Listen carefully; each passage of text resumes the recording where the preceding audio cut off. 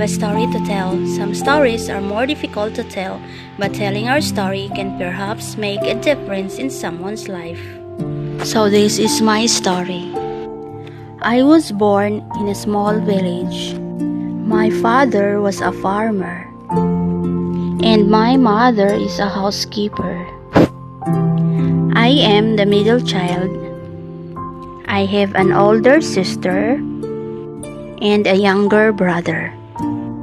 We lived in a simple country house.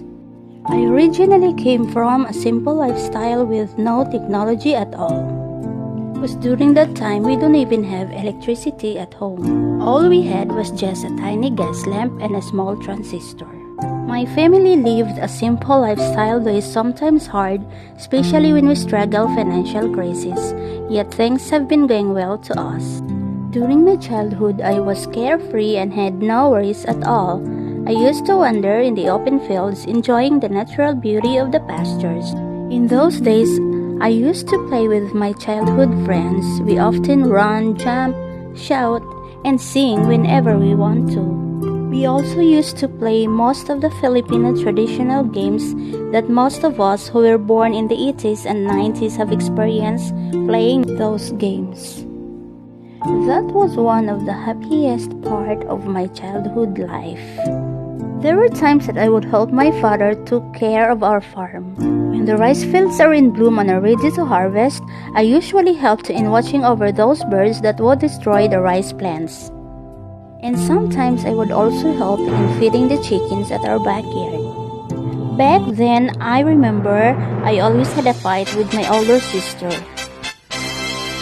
because I seldom helped her in the household chores. Me and my sister are having different characteristics. I am the happy-go-lucky and she is the homebody type. So that's the big factor we cannot get along well. I spent much of my child life playing around with my friends. We love to explore the nearby mountains because mamayabas. That was our passion as a kid, mamayabas. There are certain incidents that are still fresh in my memory. When I was 7 years old, I was dressed up for school to attend the town fiesta. But I was not able to participate on that day because of an accident happened. When I was about to go, my older sister asked me to help her with the laundry, but I refused to do it. And then my sister got mad at me and she ran after me, and I ran as fast as I can to escape from her. But I stumbled on a stone and I fell down into a deep hole. It was so deep, like 6 feet or more. And I almost passed out. Actually, that accident caused me severe damage on my hip bone and my chest. Another childhood experience that I can't forget was the drowning incident.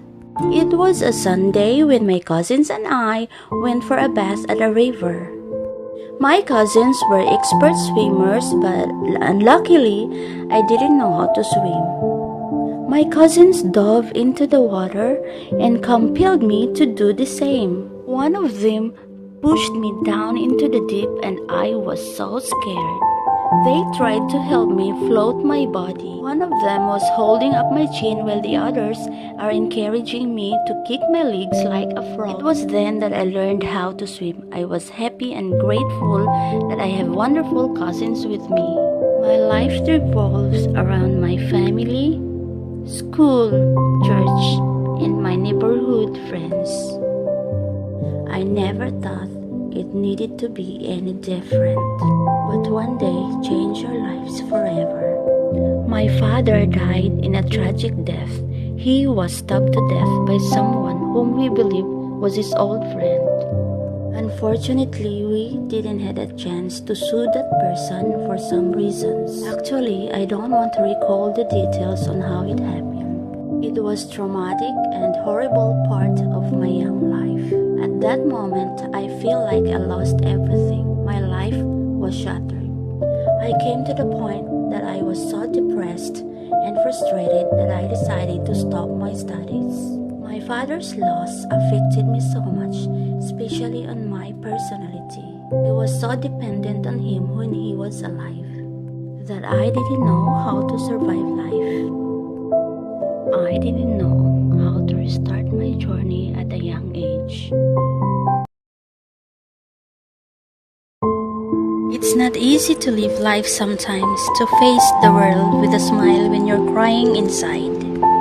It takes a lot of courage to reach down inside yourself, hold on to that strength, and know that tomorrow is a new day with new possibilities.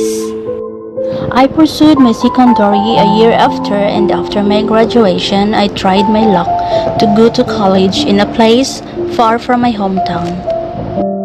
But I failed with my plans due to the lack of courage, and after just one sem, I quit. Then an opportunity came to me. Someone asked me if I needed a job, and I said yes, and that's the beginning of my next journey. When you start living the life of your dreams, there will always be obstacles. The real world is not easy to live in. It is rough. Most of the times, we fall and crash. Life for me that time was a crazy ride. There were instances that I just want to quit. One day, I met this person whom have turned my life upside down. First of all, very sad that your heart was broken by someone you trusted.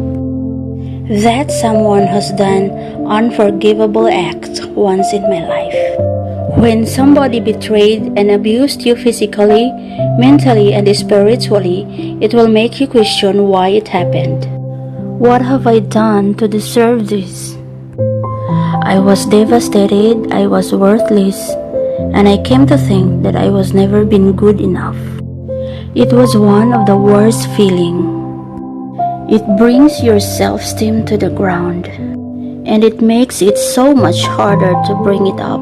It will make you question every person you trust. Because if the person who supposedly loved you could do this, then what's stopping everyone else from betraying you? But eventually, I got over him because he was not worth anything and I deserved better. Moving on, I distanced myself from the people who hurt me the most, from the people who mocked me and abused me.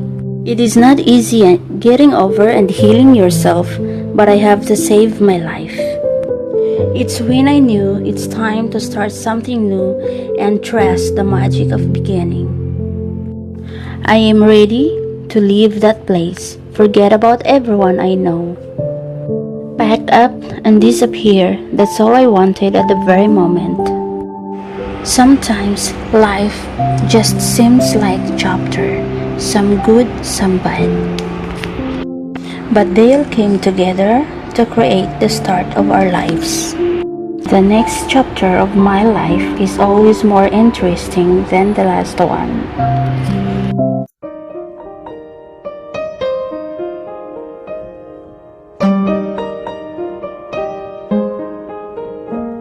My heart is so proud. My mind is so unfocused. I see the things you do through me. It's great things I have done. And now you gently break me, and lovingly you take me and hold me as my father and mold me as my maker. I ask you, how many times will you pick me up when I keep on letting you down? And each time I will fall short of your glory, how far will forgiveness abound? And you answer, my child, I love you. And as long as you're seeking my face, you'll walk in the power of my daily sufficient grace.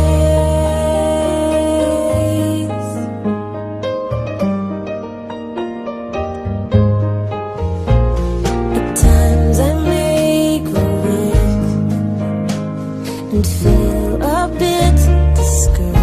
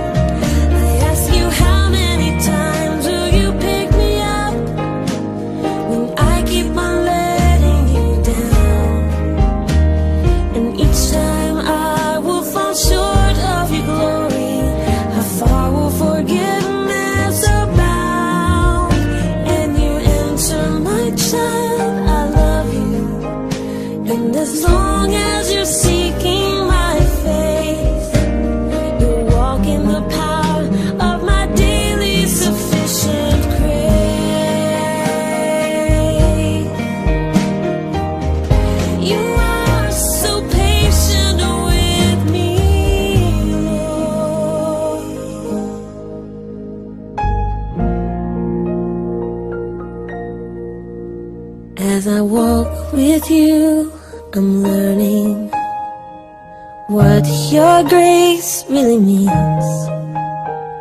The price that I could never pay was paid at Calvary.